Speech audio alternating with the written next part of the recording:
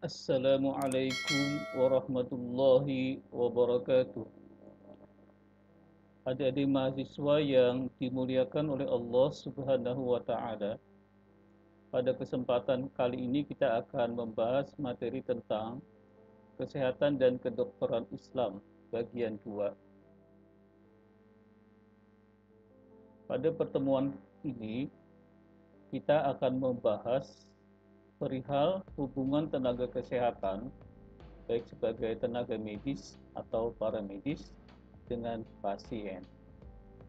Pemahaman materi ini akan membantu mahasiswa dalam melaksanakan profesi kesehatan yang islami pada pasien.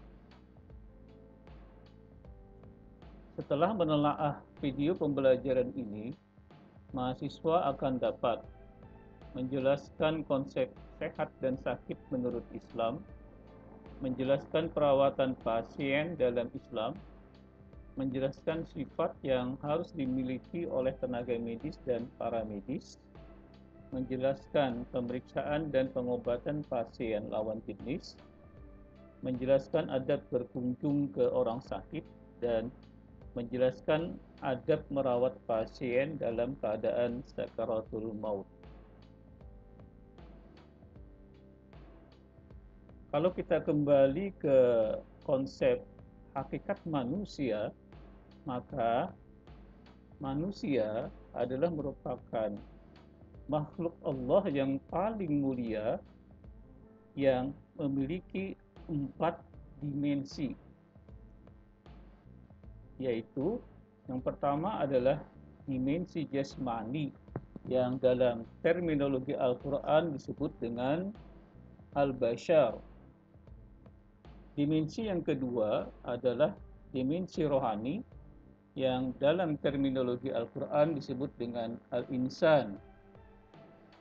Rohani ini kalau kita uraikan akan memiliki 3 potensi, yaitu potensi akal untuk berpikir, potensi hati untuk berzikir, dan juga ada potensi nafsu atau keinginan. Kemudian dimensi yang ketiga adalah dimensi sosial yang dalam terminologi Al-Quran disebut dengan an-nas. Ketiga dimensi ini akan saling terkait, akan saling memengaruhi satu sama lain. Dimensi jasmani akan terkait dan memengaruhi dimensi rohani, demikian juga sebaliknya rohani memengaruhi dan terkait dengan dimensi jasmani. Demikian juga dimensi jasmani akan saling mempengaruhi dengan dimensi sosial. Kemudian dimensi rohani juga akan saling mempengaruhi dengan dimensi sosial. Kemudian manusia berfungsi ganda. Yang pertama berfungsi sebagai hamba Allah atau Abdullah. Kemudian manusia juga berfungsi sebagai wakil Allah, sebagai pemimpin di muka bumi, sebagai khalifatullah. Maka Allah dengan kasih sayangnya kemudian memberikan bimbingan dalam bentuk agama Islam atau ad-din. Oleh karena itu, manusia secara holistik, secara keseluruhan, manusia yang sempurna adalah manusia yang memiliki aspek atau dimensi jasmani, rohani, sosial, dan agama atau spiritual. Yang keempat dimensi ini akan saling memengaruhi. Oleh karena itu, konsep sehat dan sakit menurut Islam harus memandang manusia secara holistik dari dimensi jasmani, rohani, sosial, dan agama. Sehingga manusia yang dikatakan sehat itu adalah manusia yang normal dari aspek jasmani, rohani, sosial, dan agama.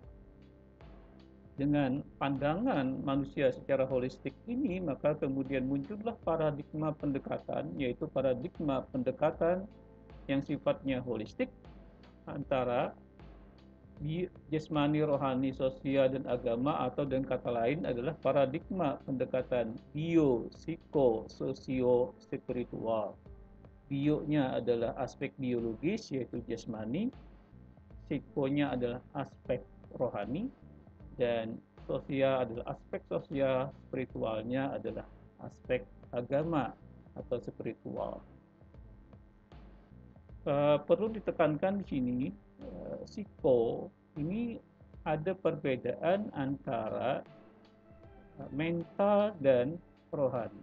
Mental dalam ilmu psikologi berbeda dengan dimensi rohani dalam aspek atau menurut pandangan Islam. Memang keduanya antara mental dan rohani ini bisa saling terkait dan ada kemiripan.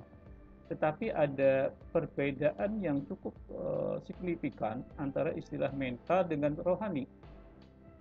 Dalam ilmu psikologi, mental ini ada keterkaitan dengan jasmani. Jadi kalau manusianya atau jasmaninya meninggal dunia, maka secara otomatis mentalnya juga akan ikut mati. Tetapi rohani dalam terminologi Islam ini akan berbeda. Kalau jasmani manusia meninggal atau mati, maka rohaninya tidak ikut mati atau tidak ikut meninggal. Karena dalam terminologi Islam, rohani ini bersifat kekal atau abadi atau dikekalkan. Tidak ada permulaan dan tidak ada akhir. Rohani memiliki sifat ketuhanan, sedangkan jasmani adalah memiliki sifat kemakhlukan. Ini tidak kekal, jasmani tidak kekal, sedangkan rohani adalah dikekalkan. Sehingga kalau manusia itu kemudian meninggal dunia atau mati, rohnya tidak akan mati. Rohnya hanya berpindah dari alam dunia menuju ke alam kubur, menuju ke alam barzah. Nah, bagaimana kemudian konsep sakit menurut Islam? Manusia dikatakan sakit kalau mengalami ketidaknormalan atau gangguan pada dimensi jasmani, dimensi rohani, dimensi sosial, dan dimensi agama atau spiritual. Terkait dengan konsep sehat dan sakit menurut Islam ini, ada suatu disiplin ilmu baru yang disebut dengan psikoneuroendokrinoimmunologi. Menurut disiplin ilmu ini, ada keterkaitan antara psiko perilaku dengan sistem saraf dan sistem hormon dan sistem kekebalan, sistem imunologi. Ada keterkaitan antara psikis kejiwaan dengan imunologi. Menurut konsep ini, misalnya dilihat dari aspek mentalnya, kalau seseorang kemudian berpikir positif, maka pikiran yang positif ini nanti bisa berpengaruh terhadap sistem kekebalannya. Pikiran yang positif akan meningkatkan kekebalan seseorang. Sebaliknya, pikiran yang negatif akan menurunkan imunitas atau kekebalan seseorang. Oleh karena itu, kalau kita terapkan nanti dalam hubungan dokter paramedis dengan pasien yang sakit, maka kita sebagai tenaga kesehatan sudah sepatutnya dan seharusnya untuk membantu psikologis pasien, membantu rohani pasien untuk berpikir positif terhadap sakit yang dia alami. Sehingga kalau dia berpikir positif, maka ini akan meningkatkan sistem kekebalan tubuh pasien yang pada akhirnya akan mempercepat proses penyembuhan pasien. Disinilah peran seorang tenaga kesehatan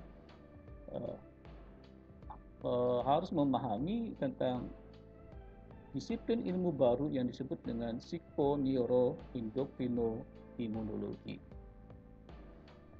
Oleh karena itu, adik-adik sekalian, sebagai nanti akan menjadi calon tenaga kesehatan yang profesional, menangani manusia ini atau menangani pasien ini selalu kita pendekatannya adalah pendekatan secara holistik dengan paradigma pendekatan biopsikososio spiritual. Memandang manusia itu atau pasien itu sebagai kesatuan yang utuh antara jasmani, rohani, sosial, dan agama. Oleh karena itu, dalam perawatan pasien, menurut ajaran Islam, maka kita selalu harus memperhatikan manusia tadi sebagai satu kesatuan yang utuh antara jasmani, rohani, sosial, dan spiritual. Pasien dalam konsep Islam pada dasarnya merupakan makhluk Allah. Jadi dia juga merupakan manusia yang harus kita muliakan karena manusia adalah makhluk Allah yang dimuliakan oleh Allah. Sehingga kita memandang pasien ini sebagai manusia yang memiliki 4 dimensi yang utuh tadi, yaitu jasmani, rohani, sosial, dan spiritual, yang kebetulan sedang mengalami musibah, tertimpa atau mengalami sakit, baik sakitnya dalam aspek jasmani, rohani, dan atau sosial. Sehingga karena pasien ini dipandang sebagai makhluk yang holistik ya, yang mengalami sakit, maka kita juga dalam merawat pasien, dalam mengobati pasien selalu akan memperhatikan keempat dimensi secara utuh, secara kafah, secara menyeluruh. Yang kita maksudkan perawatan pasien di sini adalah perawatan yang mengharuskan pasien opname atau menginap di rumah sakit. Nah, dalam hal ini baik dokter dan paramedis ini adalah profesi selain dokter yang menjadi tim penanganan kesehatan terhadap pasien. Paramedis ini bisa misalnya contohnya berupa profesi perawat, profesi bidan, laboran, analis kesehatan, pekarya, dan lain-lain. Jadi tenaga kesehatan dalam hal ini dapat membantu pasien dalam hal melakukan buang hajat secara islami. Kalau kebetulan pasiennya beragama Islam, maka dokter dan para medis dapat melakukan pendampingan terhadap pasien. Bagaimana melakukan taharah yang benar secara islami. Taharah ini tentu akan menyangkut tentang bagaimana dia bisa bersuci dari najis dan hadas. Ini adalah peran dokter dan para medis. Kemudian juga membantu pasien untuk dapat berpakaian dan menutup auratnya. Menjaga pasien agar tetap bersih baik fisik jasmaninya, rohaninya, sosialnya, dan spiritualnya. Kemudian juga membantu pasien untuk menghindarkan bahaya. Bahaya ini baik bagi pasien sendiri, dan jangan lupa juga mencegah atau membantu pasien untuk menghindarkan bahaya terhadap masyarakat di sekitarnya. Karena boleh jadi penyakitnya ini bisa menimbulkan bahaya kepada masyarakat di sekitarnya. Misalnya penyakit pasiennya adalah penyakit yang menular. Sehingga kita berupaya bagaimana supaya penyakit pasien itu tidak menular kepada masyarakat di sekitarnya. Kalau kita kembali tadi bahwa yang namanya pasien itu salah satu dimensinya adalah dimensi sosial, sehingga ini juga dalam aspek sosial kita harus memperhatikan ini juga fungsinya di masyarakat, jangan sampai merugikan masyarakat yang lain. Kemudian juga dalam hal aspek sosial, maka tenaga kesehatan juga harus tetap menjamin pasien untuk dapat berhubungan dengan orang lain. Jadi kita memfasilitasi pasien untuk bisa berhubungan dengan keluarga, berhubungan dengan teman sekantor, berhubungan dengan pembimbing spiritualnya, dan lain-lain. Intinya adalah bahwa dia tetap bisa melaksanakan fungsi sosialnya dengan baik dan normal. Kemudian pasien juga kita bantu untuk bisa melakukan ibadah. Kita ingat bahwa pasien ini merupakan makhluk Allah yang berfungsi sebagai Abdullah, sebagai untuk mengabdi kepada Allah, sehingga kita juga selalu akan membantu pasien untuk melakukan ibadah. Dan ibadah ini merupakan suatu kewajiban manusia yang bersifat terus menerus. Jadi ada konsistensi di dalam beribadah. Beribadahnya bisa dalam bentuk hubungan vertikal maupun dalam bentuk hubungan yang sifatnya horizontal. Dalam hubungan vertikal, misalnya kita ambil contoh adalah ibadah sholat. Sholat harus selalu konsisten dilakukan, baik dalam keadaan sehat maupun dalam keadaan sakit. Sehingga kita juga harus melakukan bimbingan kepada pasien untuk bisa tetap melakukan ibadah. Misalnya tadi kita kembali ke contoh ibadah sholat. Nah, kalau sholat ini bisa dilakukan berdiri, maka sholatnya dilakukan dalam keadaan berdiri. Kalau tidak bisa, sholatnya bisa dilakukan dalam keadaan duduk. Kalau tidak bisa duduk, sholat bisa dilakukan dalam keadaan berbaring. Dan seterusnya. Sholat bisa dilakukan misalnya dalam keadaan isyarat anggota gerak. Kalau tidak bisa juga bisa dilakukan dengan ibadah hati. Sholatnya dilakukan. Intinya adalah bahwa sholat itu tetap harus dilakukan dalam keadaan apapun. Baik dalam keadaan sehat maupun dalam keadaan sakit. Baik dalam keadaan sakit yang ringan maupun dalam keadaan sakit yang berat. Kemudian kita juga harus mengingatkan kepada pasien untuk selalu sabar terhadap cobaan Allah Subhanahu wa taala. Karena pada dasarnya sakit itu merupakan ujian Allah Subhanahu wa taala kepada hambanya. Sehingga sebagai seorang hamba yang beriman sudah selayaknya dan sepatutnya untuk sabar menerima cobaan dari Allah. Ini kalau pasiennya bersifat sabar, maka tadi kalau kita kembali ke uh, disiplin ilmu psiko-neuro-endokrino-imunologi, maka kesabaran akan dapat meningkatkan daya tahan tubuh seseorang sehingga nanti akan mempercepat proses penyembuhan. Kemudian juga kita saling mengingatkan untuk banyak bertaubat. Dan jangan lupa juga untuk mengingatkan pasien untuk selalu berzikir. Ini tentunya kita memandang pasien dalam sisi dimensi rohani. Ya, rohani tadi kan ada punya potensi hati berfungsi untuk berzikir.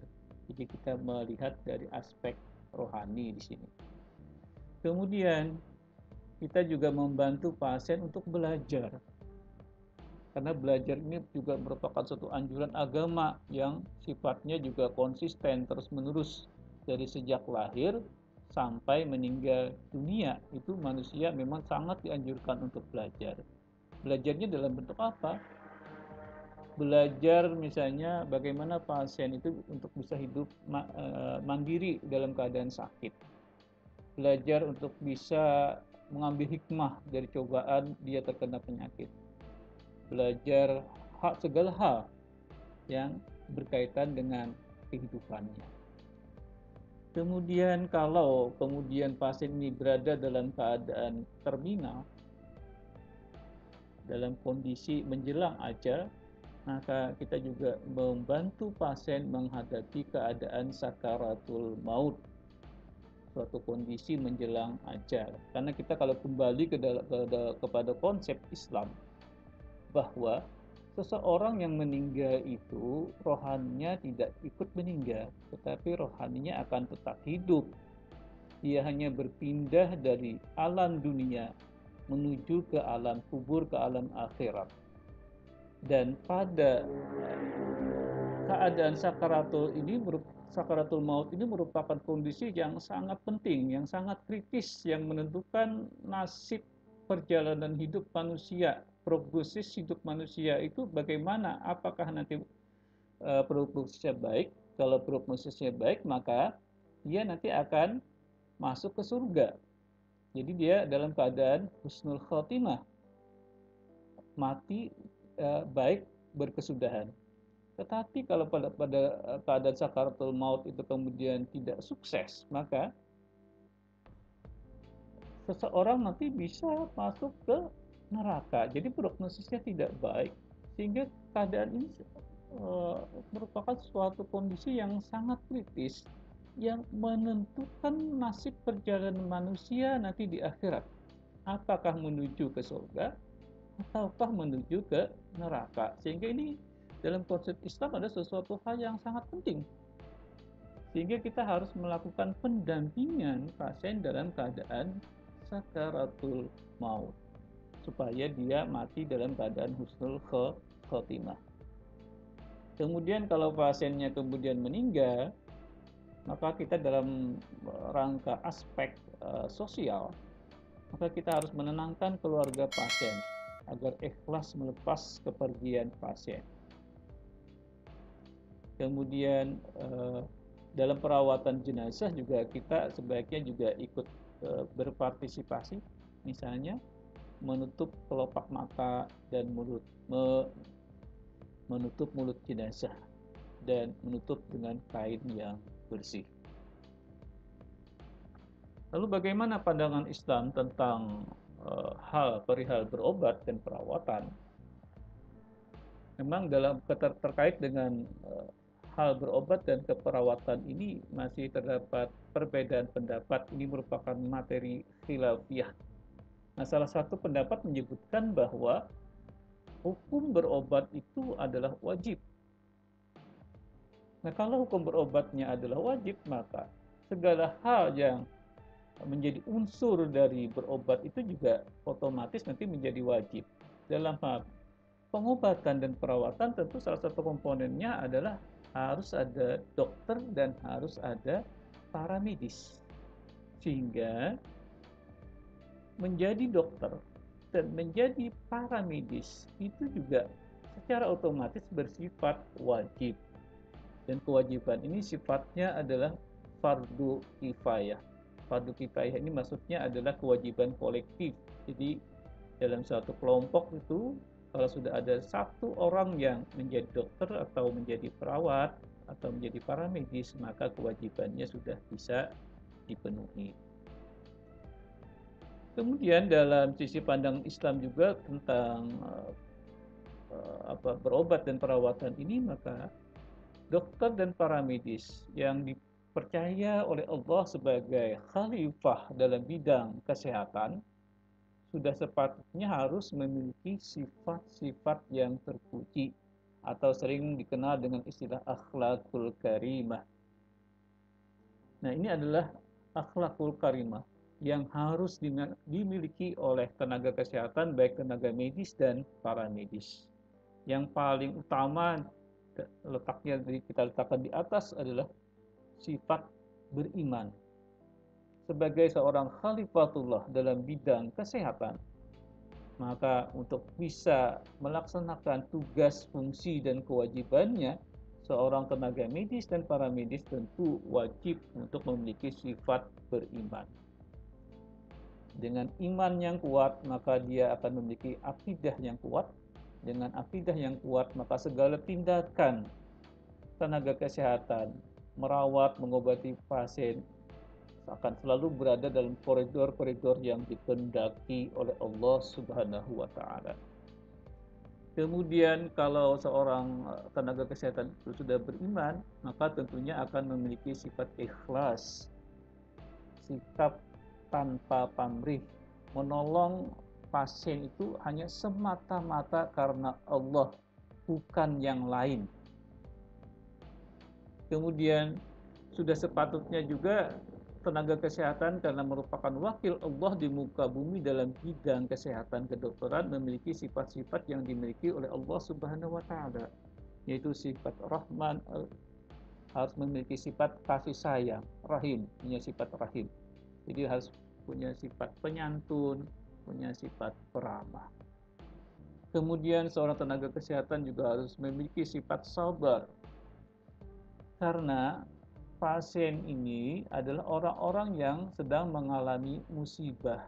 Orang-orang yang sedang mengalami musibah itu tentu akan memiliki perilaku yang bermacam-macam. Kemudian penyakit yang diderita oleh pasien juga tentu akan bervariasi dan bermacam-macam, yang tentu akan menimbulkan perilaku yang bermacam-macam juga, yang memerlukan kesabaran tingkat tinggi dari seorang tenaga kesehatan dan para medis. Kemudian seorang tenaga kesehatan juga harus tenang. Jadi akalnya harus betul-betul bekerja. Dalam keadaan tenang, maka akal bisa berfungsi dengan baik, sehingga bisa melaksanakan fungsi kesehatannya untuk merawat pasien dengan baik. Itu harus teliti supaya tidak merugikan pasien. Kemudian juga harus memiliki sifat tegas, patuh pada peraturan, terutama peraturan-peraturan tentang kesehatan dan kedokteran. Kemudian juga harus bersih jasmani, bersih rohani, bersih sosial, dan bersih agama. Kemudian juga sudah sepatutnya seorang tenaga kesehatan harus bisa menyimpan rahasia yang terkait dengan penyakit pasien. Karena segala hal yang diketahui dari penyakit pasien itu pada dasarnya merupakan rahasia kedokteran. Rahasia kedokteran adalah milik pasien, bukan milik tenaga kesehatan. Sehingga karena rahasia kedokteran merupakan rahasia pasien, seorang tenaga kesehatan dan para medis wajib menyimpan rahasia. Kemudian juga harus dapat dipercaya, harus amanah. Amanah dalam melaksanakan tugasnya sebagai tenaga medis dan para medis. Kemudian tentu harus bertanggung jawab, karena segala hal yang menjadi tugas dari seorang tenaga medis dan para medis itu nanti akan dipertanggungjawabkan, baik kepada pasien, kepada rumah sakit, maupun secara vertikal kepada Allah Subhanahu wa Ta'ala. Kemudian berikutnya yang cukup penting juga adalah kita akan membahas bagaimana pemeriksaan medis dan pengobatan terhadap pasien lawan jenis, karena ini akan sering ditemukan di lapangan. Jadi seorang dokter atau perawat laki-laki misalnya merawat pasien perempuan, atau sebaliknya dokter dan perawat perempuan merawat pasien laki-laki. Bagaimana kalau terjadi seperti itu? Dan ini sering terjadi, misalnya dalam hal penetapan diagnosis dan pengobatan. Diagnosis ini maksudnya adalah penentuan pasien itu apakah dalam keadaan sehat atau sakit. Nah, kalau dalam keadaan sakit, jenis sakitnya apa? Nah, proses penetapan diagnosis ini biasanya dilakukan dengan beberapa rangkaian berurutan, yaitu dari anamnesis, yaitu tanya jawab dengan pasien, kemudian dilanjutkan dengan pemeriksaan fisik. Pemeriksaan fisik ini mencakup 4 hal, yaitu dalam bentuk inspeksi. Inspeksi ini melihat, kemudian palpasi. Palpasi adalah meraba. Selanjutnya adalah perkusi. Perkusi itu adalah mengetuk. Dan selanjutnya adalah auskultasi. Auskultasi itu mendengar. Nah, keempat pemeriksaan fisik ini secara rutin dilakukan. Terkadang sudah melakukan tahap 1 dan tahap 2 ini, diagnosisnya perlu dilakukan pemeriksaan tambahan, yaitu pemeriksaan penunjang, misalnya pemeriksaan laboratorium atau pemeriksaan ronsen. Nah, dalam hal diagnosis pasien ini tentu mengharuskan dokter dan para medis untuk melihat, inspeksi, dan meraba, palpasi aurat pasien. Ini suatu hal yang tidak bisa dihindari. Jadi dalam nanti menentukan jenis penyakit pasien, mau tidak mau, suka tidak suka, maka seorang tenaga kesehatan harus melakukan inspeksi, melihat, dan harus melakukan palpasi, meraba aurat pasien. Demikian juga dalam hal melakukan pengobatan. misalnya yang cukup jelas di sini adalah pada pertolongan persalinan. Maka dalam dunia kesehatan tentu nanti harus melibatkan bisa melihat dan meraba aurat pasien. Ini yang menjadi pertanyaan sekarang. Bagaimanakah kemudian hukum melihat aurat atau meraba aurat pasien ini dari sudut pandang Islam yang ditujukan untuk diagnosis dan pengobatan pasien. Nah, terkait dengan pertanyaan ini, ada pendapat yang menyatakan bahwa sebaiknya atau malah dia pendapatnya menyebutkan seharusnya seorang tenaga kesehatan itu yang merawatnya harus sesama jenis. Jadi kalau misalnya dokter atau perawat laki-laki, maka dia harus melakukan pemeriksaan pada pasien laki-laki juga. Demikian juga kalau dokter dan perawatnya adalah perempuan, maka dia harus melakukan pemeriksaan pada pasien yang juga perempuan. Lalu kita kalau berbicara tentang aurat, maka aurat perempuan ini pada dasarnya adalah seluruh tubuhnya, kecuali wajah dan telapak tangan. Jadi aurat perempuan itu hak seluruh tubuh ya, kecuali wajah dan telapak tangan. Kemudian kalau aurat laki-laki ada suatu daerah di antara pusat atau umbilikus dan lutut, jadi daerah di antara itu. Nah, bagaimana tadi terkait dengan anjuran atau keharusan bahwa seorang tenaga kesehatan harus sesama jenis. Jadi yang tenaga kesehatan pria memeriksa pasien yang juga pria. Tenaga kesehatan wanita juga seharusnya memeriksa pasien yang juga wanita. Nah, terkait dengan pendapat itu, maka ada sebuah hadis yang cukup relevan yang diriwayatkan oleh Ahmad, Muslim, Abu Daud, dan Imam Tirmizi. Hadis ini dalam bahasa Indonesianya adalah tidak boleh seorang pria melihat aurat pria yang lain, dan tidak boleh pula seorang wanita melihat aurat wanita yang lain. Jadi kalau kita terapkan pada pendapat ini bahwa ternyata aurat sesama jenis pun tidak boleh ya. Jadi misalnya tadi seorang laki-laki dokter atau perawat laki-laki kemudian melihat aurat pria pasien yang lain, aurat pria yang lain tentu tidak boleh. Demikian juga yang wanita juga tidak boleh melihat aurat wanita yang lain. Nah, bagaimana ini kalau kita terapkan pada kondisi pemeriksaan kesehatan pada pasien? Tentu ini tidak bisa secara langsung diterapkan bahwa hukum melihat aurat pada pasien itu tidak boleh. Ini perlu pendekatan yang bersifat holistik untuk bisa menentukan hukum memeriksa pasien baik sesama jenis maupun yang lawan jenis. Nah, salah satu pendekatan yang bisa kita lakukan adalah dengan penerapan kaidah fikih yang disebut dengan qawaid fiqhiyah. Ada 5 kaidah fikih. Yang pertama adalah al-umuru bimaqasidiha.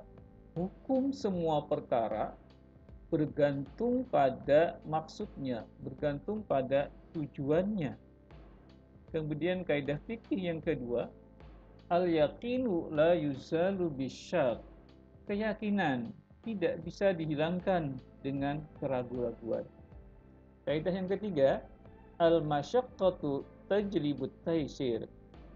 Kesulitan dapat mendatangkan kemudahan. Kemudian kaidah fikih yang keempat adalah ad-dararu yuzal. Kemudaratan wajib dihilangkan. Dan kaidah yang kelima adalah al-adatu muhakkamah. Kebiasaan atau tradisi dapat menjadi hukum.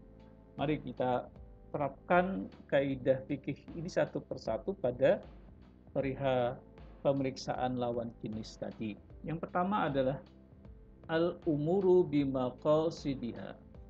Hukum semua perkara bergantung pada niatnya.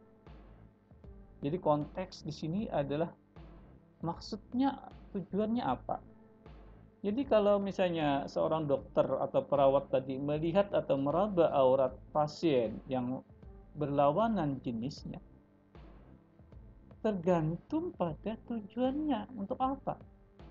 Kalau misalnya tujuannya benar-benar untuk melihat aurat pasien, maka tentu hukumnya menjadi haram. Tetapi kalau tujuannya adalah untuk menentukan diagnosis, menetapkan penyakit, atau untuk melakukan pengobatan, tentu hukumnya adalah boleh. Jadi sangat bergantung pada tujuan atau niatnya. Kemudian kaidah yang kedua, al-yaqinu la yuzalu bisyak. Keyakinan tidak bisa dihilangkan oleh keraguan-raguan. Tampaknya kaidah fikih yang kedua ini tidak relevan diterapkan pada kasus pemeriksaan lawan jenis tadi. Kemudian kita lanjut ke kaidah fikih yang ketiga. Al-masyaqqatu tajribut taisir. Kesulitan dapat mendatangkan kemudahan. Cabang dari kaidah ini adalah hajat. Hajat ini maksudnya adalah kebutuhan penting, yaitu suatu perbuatan yang kalau itu tidak dilakukan, maka orang yang bersangkutan akan mengalami kesulitan dalam pekerjaannya atau kehidupannya itu, tetapi tidak sampai mengancam nyawa. Itu adalah hajat. Hajat terkadang berkedudukan sama dengan kebutuhan atau keadaan darurat. Keadaan darurat membolehkan melakukan sesuatu yang dilarang. Nah, terkait tadi dengan penentuan diagnosis dan pengobatan. Kalau kita kembali ke sini, bahwa dalam menentukan penyakit pasien, dalam menentukan diagnosis penyakit pasien, ini memang mengharuskan dokter dan para medis untuk melihat dan meraba aurat pasien. Karena kalau tanpa dilakukan melihat dan meraba aurat pasien, maka diagnosis penentuan penyakitnya tidak bisa dilakukan. Dengan demikian, melihat dan meraba aurat pasien untuk menentukan diagnosis pasien ini tergolong sebagai hajat. Sesuatu kebutuhan dokter dan para medis untuk melakukan itu. Karena kalau tidak, maka dia akan mengalami kesulitan untuk menentukan jenis dari penyakit pasien. Demikian juga pada saat pertolongan misalnya, pertolongan persalinan. Seorang dokter atau perawat memang harus melihat dan meraba daerah saluran lahir perempuan yang melahirkan. Ini suatu keniscayaan. Kalau tidak, tanpa melihat dan meraba, tentu tidak akan bisa melakukan persalinan dengan baik. Sehingga itu merupakan suatu keharusan, jadi juga tergolong sebagai hajat. Nah, kalau kita kembali kepada kaidah yang ketiga tadi, al-masyaqqatu tajribut taisir, maka melihat aurat dan meraba aurat pasien ini tergolong sebagai hajat dalam dunia kedokteran dan kesehatan. Sehingga hajatnya tadi kemudian berkedudukan sama dengan kebutuhan keadaan darurat. Dan keadaan darurat ini membolehkan melakukan sesuatu yang dilarang. Sesuatu yang dilarang tadi adalah melihat aurat pasien. Tapi karena ini merupakan suatu hajat, maka ini tergolong sebagai berkedudukan sama dengan keadaan darurat. Keadaan darurat tadi membolehkan seorang dokter atau perawat untuk melihat aurat pasien. Jadi kalau kita kembali ke kaidah fikih yang ketiga ini, jelas hukumnya melihat aurat atau meraba aurat pasien untuk kepentingan diagnosis dan pengobatan, hukumnya adalah boleh.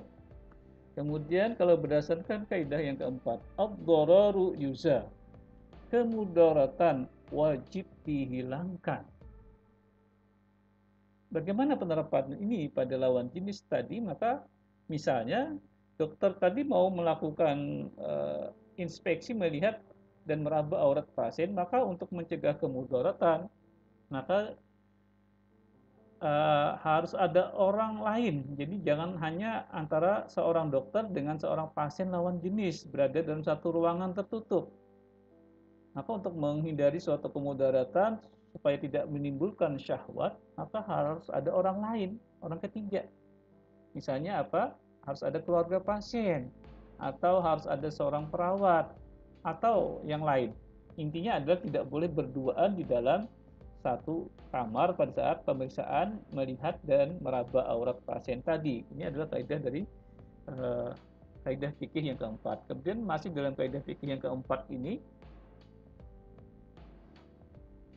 ada beberapa cabang yang bisa kita terapkan ke kasus melihat aurat pasien tadi adalah misalnya adalah cabang yang keempat ini doror yang lebih besar dihilangkan dengan doror yang lebih kecil. Bagaimana penerapannya? Misalnya tadi pada saat menolong persalinan, melihat aurat pasien yang melahirkan, melihat saluran kelahiran pasien yang melahirkan itu adalah suatu kemudorotan. Tetapi menolong pasien melahirkan tanpa melihat auratnya, ini juga bisa menimbulkan kemudorotan. Kenapa? Kalau tanpa melihat dan tanpa meraba, nanti akan bisa salah dalam menolong persalinan. Jadi bisa menimbulkan komplikasi dalam menolong persalinan. Nah, pada kasus seperti itu, berarti kan ada dua kemudaratan.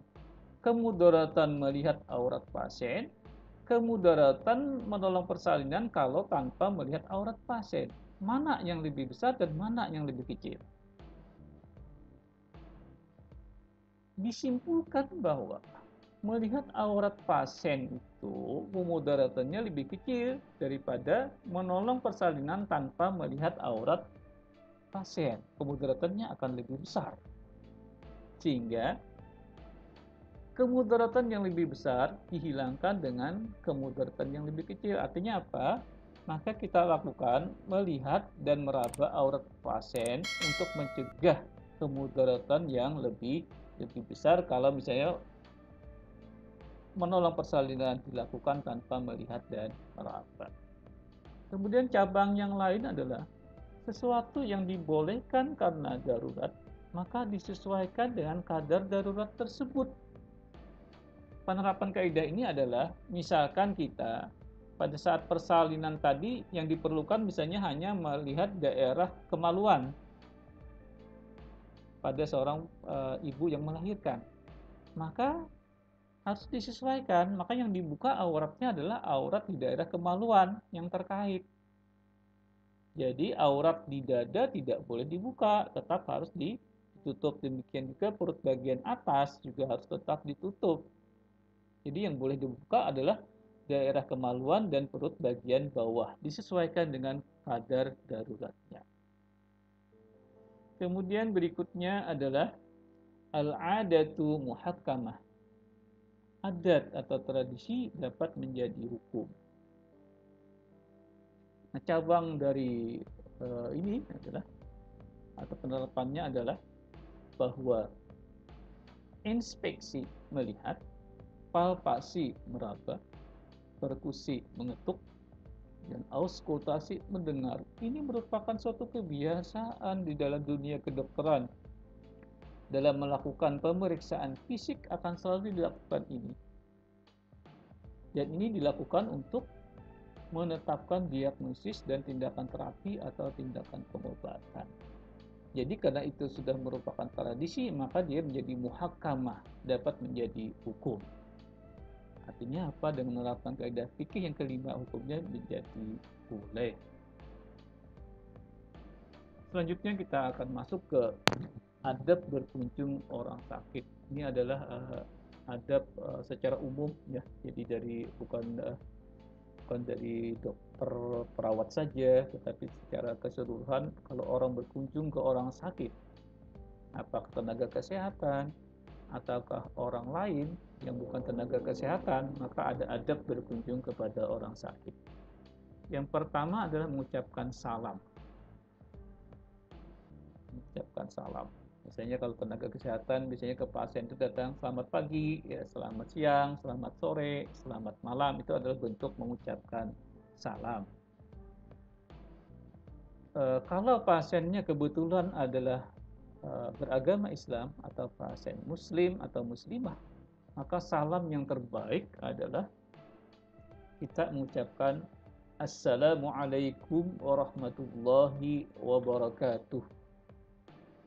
Ini adalah salam yang terbaik bimbingan atau bimbingan dari agama Islam kalau kita mengucapkan salam. Perlu diketahui bahwa ada perbedaan salam, misalnya kita mengucapkan selamat pagi, selamat siang, selamat sore dengan kalimat Assalamualaikum warahmatullahi wabarakatuh. Kalau ucapan salam selamat pagi, maka yang selamat itu kan waktunya, paginya yang selamat. Selamat pagi, jadi paginya yang selamat. Selamat siang, siangnya yang selamat. Atau selamatnya pada waktu siang hari, selamatnya pada waktu pagi hari. Tetapi kalau kita mengucapkan Assalamualaikum warahmatullahi wabarakatuh, selamatnya, doa selamatnya ini tidak dibatasi oleh waktu. Jadi selamatnya adalah tanpa batas waktunya. Selamat di dunia dan selamat juga di akhirat. Selamat pada pagi ini, selamat pada siang ini, selamat pada malam ini, selamat besok hari, selamat besoknya lagi. Jadi selamatnya dalam ucapan Assalamualaikum warahmatullahi wabarakatuh adalah sifatnya tidak dibatasi waktu, baik di dunia maupun di akhirat. Kemudian tadi juga mencakup keselamatan dunia dan akhirat. Jadi kita mendoakan orang muslim tadi yang sakit tadi agar dia selamat di dunia dan juga selamat di akhirat. Jadi sekali lagi bagi tenaga kesehatan, salam yang terbaik yang diajarkan oleh ajaran Islam adalah mengucapkan Assalamualaikum warahmatullahi wabarakatuh. Selamat dunia dan akhirat. Kemudian bukan hanya selamat, tetapi juga mendoakan agar rahmat Allah bagi pasien, dan juga mendoakan keberkahan, berkah barakat, ya, barakat Allah kepada pasien. Jadi komplit di sini, lengkap, keselamatan dunia akhirat, rahmat dari Allah dan berkah dari Allah. Kemudian kalau kita berkunjung ke orang sakit ini tentu juga harus berlaku tenang, tidak menimbulkan keributan, karena orang dalam keadaan sakit dia sedang mengalami musibah, jadi kita harus diberikan ketenangan juga kepada pasien dan tidak banyak berbicara. Etikanya seperti itu, adabnya. Orang dalam keadaan sakit, kalau kita banyak berbicara hanya tidak etis. Kalau kita banyak berbicara. Tapi ini juga harus dimaknai kontekstual. Kalau kita sebagai tenaga medis atau tenaga paramedis kemudian perlu memberikan informasi yang berkepentingan dengan pasien, maka kita memang harus berbicara sesuai dengan informasi yang akan kita sampaikan kepada pasien. Jadi sekali lagi ini harus dimaknai secara bijak. Kalau memang sebagai tenaga dokter, tenaga perawat, maka kalau memang diperlukan menjelaskan, menginformasikan suatu hal kepada pasien dan kebutuhan itu perlu banyak bicara, maka itu tidak salah. Kemudian bagi orang awam tentu ya berkunjung ke orang sakit itu sangat dianjurkan untuk tidak berlama-lama berkunjung. Jadi memendekkan waktu berkunjung. Tapi sekali lagi ini harus dilihat secara kontekstual. Kalau seorang tenaga perawat tentu nanti dilihat secara kontekstual. Kalau memang nanti perlu memantau pasien dalam keadaan lama, misalnya dia dalam keadaan darurat, tanda-tanda vitalnya harus dipantau secara sering, maka kita mungkin harus sering-sering dan mungkin perlu waktu yang lama memantau pasien. Jadi ini sekali lagi intinya ini adalah untuk orang awam ya, memendekkan waktu berkunjung. Tapi kalau perawat tentu nanti konteksnya akan berbeda. Kemudian menggembirakan hati orang sakit. Sekali lagi ini dikaitkan tadi dengan konsep psikoneuro endokrino imunologi, bahwa hati seseorang, psikis seseorang itu akan bisa berdampak kepada kekebalan seseorang. Sehingga kalau dia hatinya positif, misalnya hatinya gembira, hatinya senang, maka itu akan mendorong kekebalan atau meningkatkan kekebalan tubuh dari orang yang sakit, sehingga nanti mempercepat kesembuhan pasien. Sehingga selalu gembirakanlah hati orang yang sakit. Berilah rasa optimis pada pasien bahwa sakitnya insya Allah akan sembuh.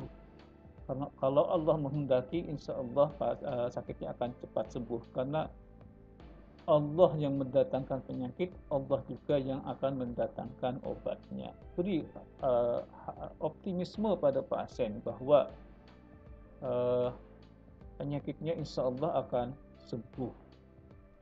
Kemudian juga gembirakan hati orang sakit tadi bahwa di balik musibah yang dia alami pasti ada hikmah di balik semuanya itu. Jadi selalu berikan rasa optimis pada pasien. Gembirakan hati pasien supaya nanti dia akan meningkatkan kekebalan tubuhnya.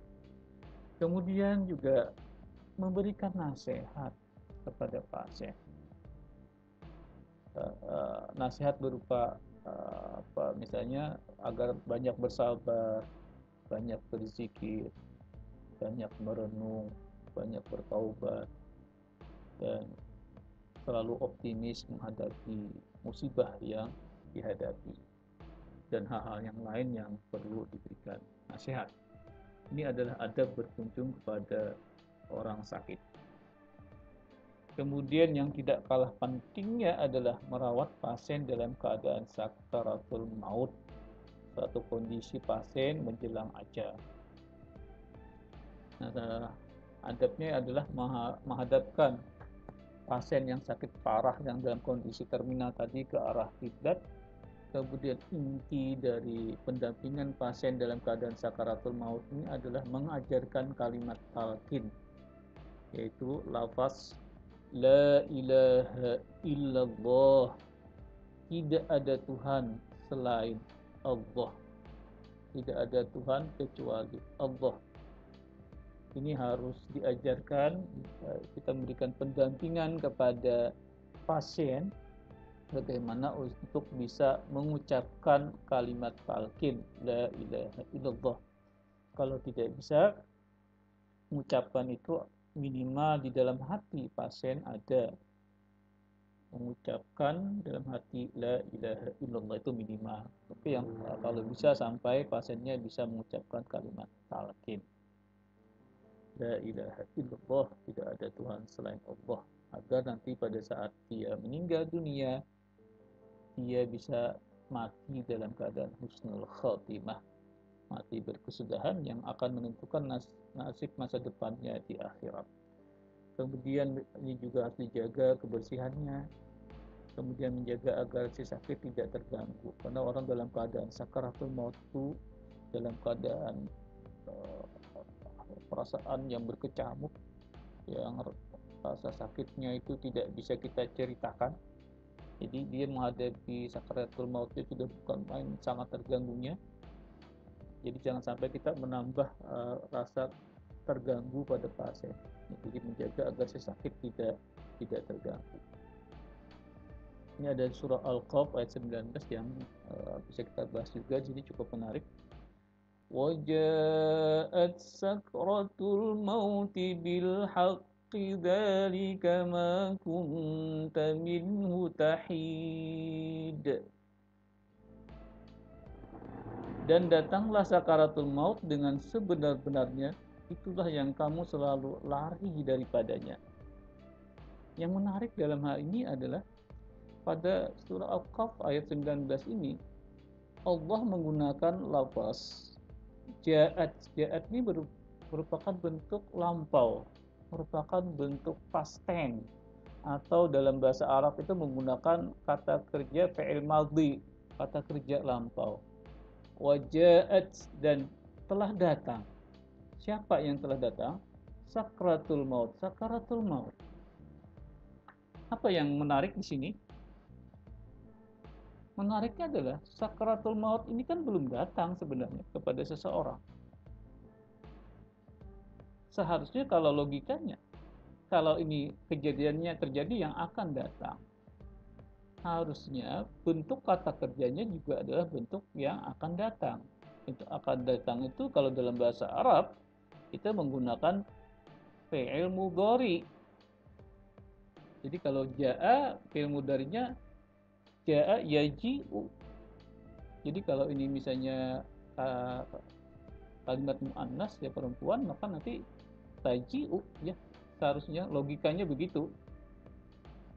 Kalau ini bukan ayat Al-Qur'an seharusnya misalnya wataji'u sakratul mauti, dan akan datang sakaratul maut. Tetapi mengapa kemudian Allah di sini menggunakan kata telah datang pada sakaratul mautnya belum datang? Demikian juga di sini. Ini juga menggunakan kata fi'il madhi. Yang demikian itu yang kamu telah selalu darinya berlari.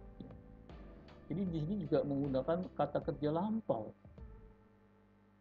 Kenapa seperti itu? Ada suatu pendapat yang menyatakan bahwa kenapa Allah menggunakan kata yang telah terjadi untuk lampau, untuk fi'il madhi? Karena meskipun ini belum terjadi, sakaratul maut itu merupakan suatu peristiwa yang pasti terjadi, yang pasti akan terjadi. Karena sesuatu itu pasti akan terjadi, maka kemudian boleh kemudian menggunakan kata telah terjadi.